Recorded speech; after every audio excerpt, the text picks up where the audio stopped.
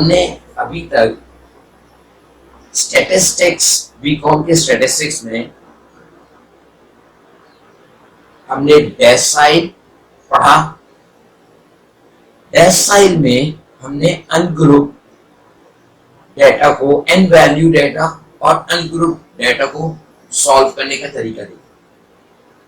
यहां पर आज हम पढ़ेंगे कि किस तरह हम अनग्रुप डेटा को जो है वो उसका डेसाइल मालूम करते हैं। क्वेश्चन आपके पास लिखा हुआ है यहाँ व्हाइट बोर्ड पे। आपको एक चीज जहन में रखनी है,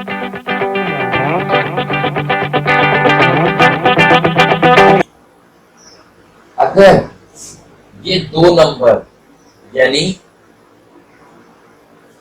लोअर क्लास बाउंड्री और अपर क्लास बाउंड्री, यानी पहले की upper class boundary, upper class interval और दूसरे की लोअर क्लास इंटरवल, अगर ये दोनों सेम हैं तो हमें क्लास बाउंड्री मालूम करने की जरूरत नहीं है।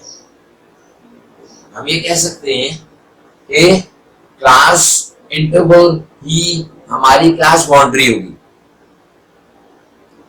अब यहां पर भी उसमें सेम वही सिचुएशन है, हमारे पास ये दोनों नंबर सेम है, इसका मतलब है हमें क्लास बाउंड्री की जरूरत नहीं है। फिर किस चीज की जरूरत है? हमें जरूरत है सिर्फ कम्युलेटिव फ्रीक्वेंसी की। अब कम्युलेटिव फ्रीक्वेंसी में हम जब मालूम करेंगे तो आपको सिंपल तरीके से इस चीज का पता है कि जब फ्रीक्वेंसी को हम ऐड करेंगे नेक्स्ट के साथ तो प्रीसीडिंग से प्लस करते चले जाएंगे तो हमारे पास जो है वो कम्युलेटिव फ्रीक्वेंसी आ जाएगी। अब यहां देखिए, पहले में आपके पास है 7 में 18 को प्लस करें, यह आपके पास 25 में प्लस करें 25 50 प्लस 30 80 प्लस 20 100। ये आपके पास जो है वो कम्युलेटिव फ्रीक्वेंसी आ गई। और मैंने आपको पहले बताया था कि ये दोनों सिमिलर होना जरूरी है ताकि आपको पता चल जाए कि ये आपने कम्युलेटिव फ्रीक्वेंसी को सही कैलकुलेट किया है। डेटा तो आपके पास आ गया। अब हमारे पास हमें क्या सोचना है? हमें ये सोचना है कि हमारे पास 1 2 3 4 5 क्लासेस हैं, हमें मालूम करना है कैलकुलेट D2 एंड D3। तो D2 और D3 मालूम करने के लिए हमारे पास इन क्लासेस में से कौन सी क्लास मॉडल हम लेंगे, मॉडल क्लास लेंगे। अब उसके लिए जो है वो हम फाइंड करते हैं सबसे पहले G2 2 सिग्मा F/10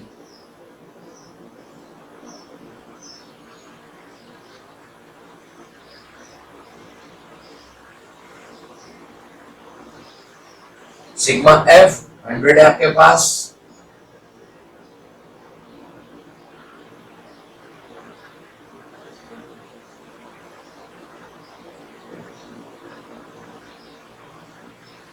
ये इससे कैंसिल,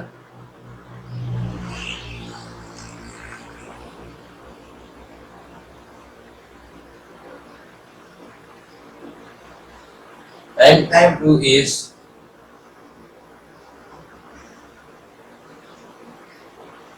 20th वैल्यू। अब 20th वैल्यू आपको पता है 7 में नहीं आता, 25 में आएगा। तो हम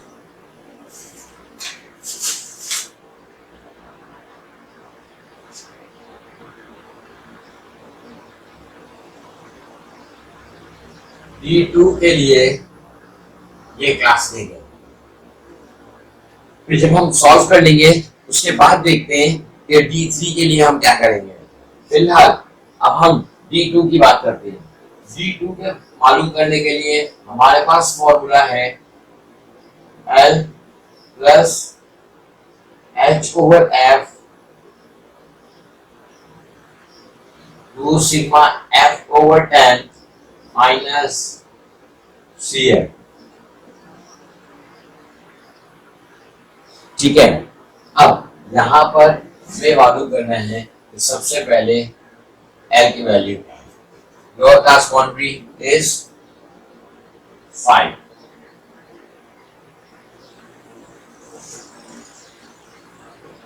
फाइव और 10 के दरमियान हमारे पास एच हमारे पास 5 और 10 के दरमियान 5 साइज ऑफ क्लास इंटरवल है। अब आ गई फ्रीक्वेंसी, तो फ्रीक्वेंसी कितनी है आपके पास 18। सिग्मा एफ है आपके पास 100 और कम्युलेटिव फ्रीक्वेंसी फर्स्ट की C1 की ये से ऊपर 7। अब हम सब वैल्यूज को पुट कर देंगे D2 L 5 plus 5/18 to sigma F is 100 और cumulative 7।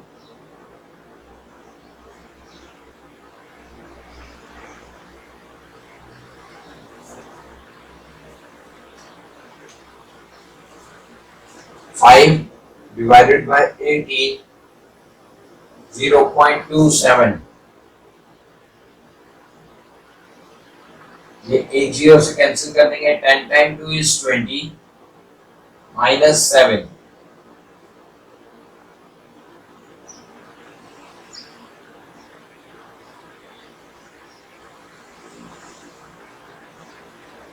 minus 7 13।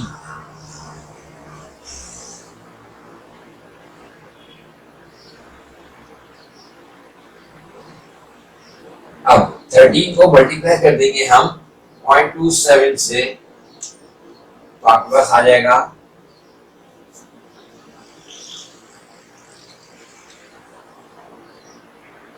3.51।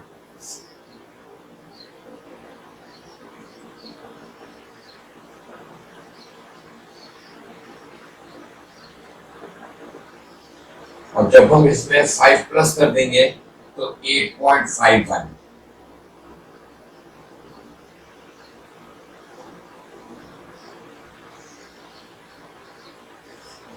अब बात आ गई कि यहां पर D2 हमने मालूम कर लिया। अब हमें मालूम करना है क्वेश्चन के मुताबिक D3। अब सेम प्रोसेस सेम प्रोसीजर हम यहां पर देखेंगे। सबसे पहले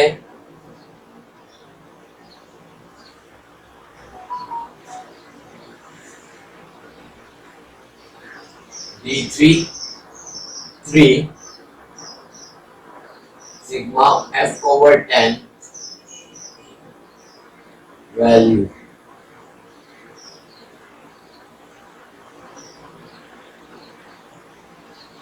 sigma F is 100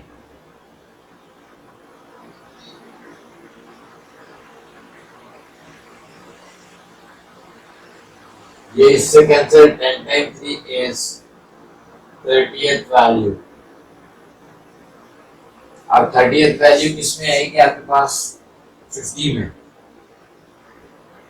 ये आ जाएगा आपके पास D3 के लिए। हमारे पास ये क्लास आ गई। अब D3 के लिए जो क्लास आई उसके मुताबिक हमारे पास D3 के लिए फॉर्मूला है L plus H/F 3 sigma F/10 minus cumulative frequency. अब L क्या है आपके पास 10, H 5, F फ्रीक्वेंसी जो है वो 25। इसके बाद आपके पास आ गया सिग्मा F इज 100 और कम्युलेटिव फ्रीक्वेंसी CF इससे ऊपर हो जाएगी 25।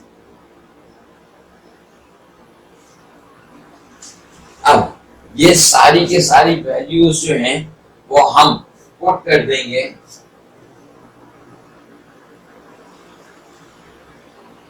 10, L is 10, H over F means 5 over 25,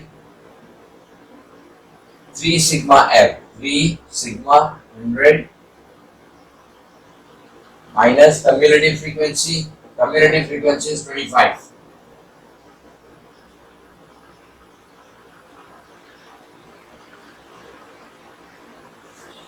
अब हम 0.1 I think so, 5 divided by 25 is 0.2.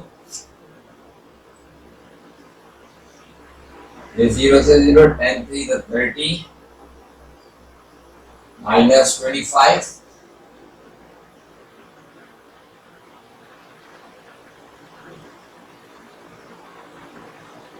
ये आ जाएगा 5 मल्टीप्लाई बाय 5 किया तो आ जाएगा 1.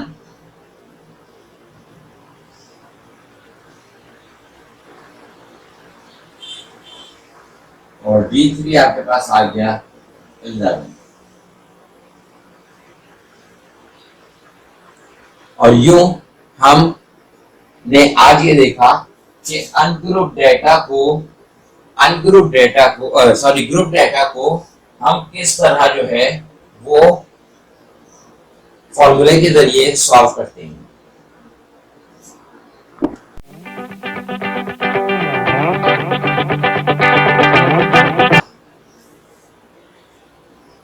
हमने अभी पढ़ा कि किस तरह ग्रुप डेटा को जो है वो उसको डेसाइल फाइंड करते हैं. अब इसके बाद नेक्स्ट टॉपिक है हमारा परसेंटाइल. परसेंटेज से निकला है और आपको पता है कि परसेंटेज हमेशा 100 में से कैलकुलेट होती है. अब हम डेसाइल के बाद पढ़ेंगे, क्वार्टाइल पढ़ा, क्वार्टाइल के बाद डेसाइल पढ़ा, डेसाइल के बाद अब हम पढ़ेंगे परसेंटाइल. परसेंटाइल में अगर हम किसी डेटा को 100 इक्वल पार्ट्स में डिवाइड कर देंगे तो वो कहलाएगा परसेंटाइल.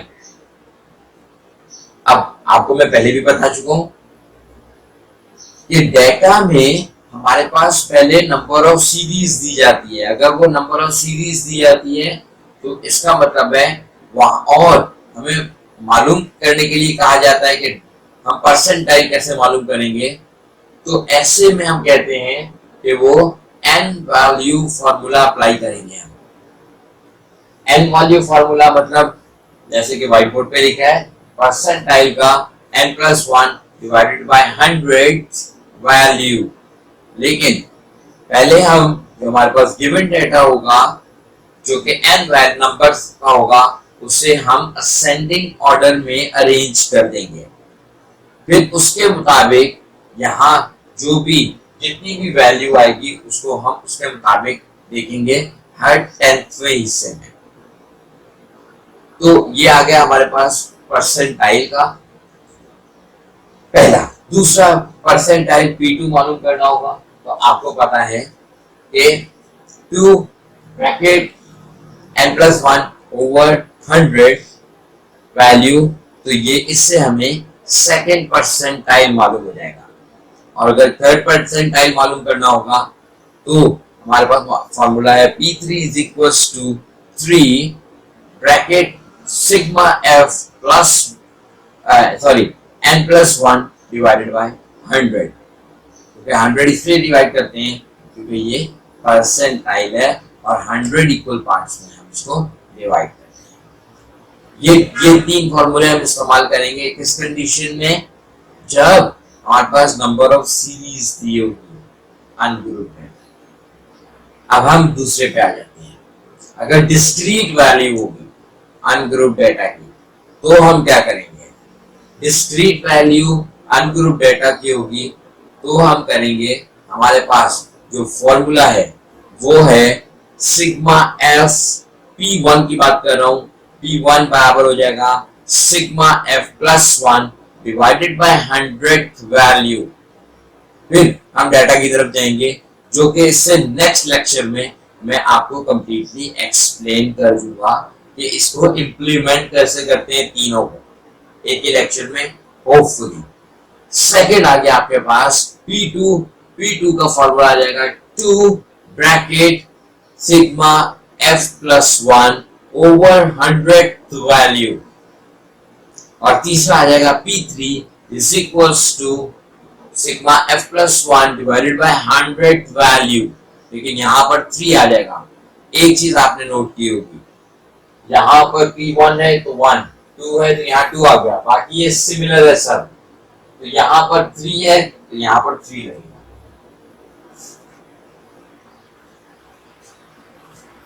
ठीक है, तो इसी तरह यहाँ पर भी 3, 4, 5, 6, अगर वो कहता है D22 तो यहाँ पर 22 आ जाएगा। P22 कहेगा तो यहाँ पर P22 कहेगा तो P99 भी कहता है। अगर वो कहता है P99 मालूम करें तो इसका मतलब है कि आप यहाँ लिखेंगे 99 sigma F plus 1 divided by 100 value.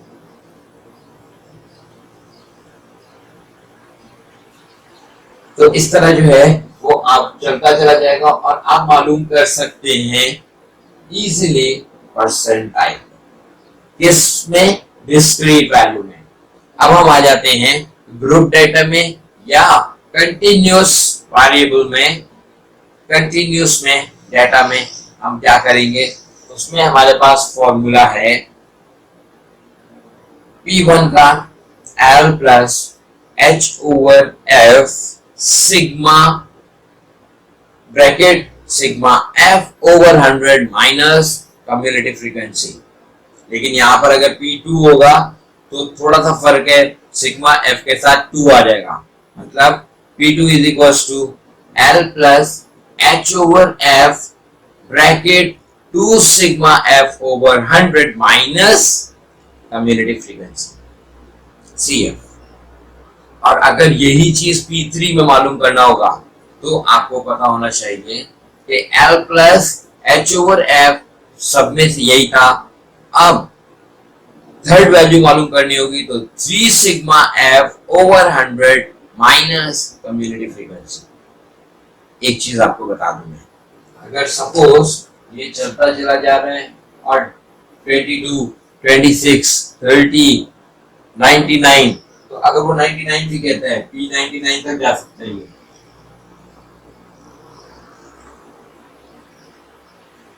तो हो जाएगा L plus H over F, 3 की जगह आ जाएगा 99 सिग्मा F ओवर 100 माइनस ये। तो ये चीज आपको जहन में रखनी है। आज हमने जो है वो डेसिमल के ग्रुप डेटा को स्टडी किया कि किस तरह हम डेसिमल के ग्रुप डेटा को जो है वो सॉल्व करते हैं। इसके अलावा आज हमने पढ़ा कि परसेंटाइल, अगर हमारे पास नंबर ऑफ सीरीज होगा यानी n वैल्यू डेटा होगा तो उसमें किस तरह जो है कौन कौन से फॉर्मूले अप्लाई होंगे।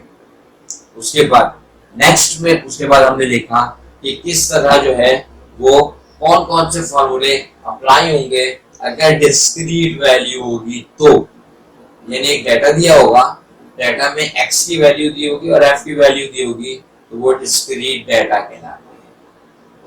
अब आ गया आपके पास थर्ड वन ग्रुप डेटा में किस तरह जो है वो हम, आपने एक चीज नोट की होगी, mean, median, mod, decyl, percentile और सब चीजों में मीन में 2 से डिवाइड करते थे, डेसाइल में 4 से डिवाइड करते थे, सॉरी क्वार्टाइल में 4 से डिवाइड करते थे, डेसाइल में 10 से डिवाइड करते थे और परसेंटाइल में आप 100 से डिवाइड कर रहे हैं।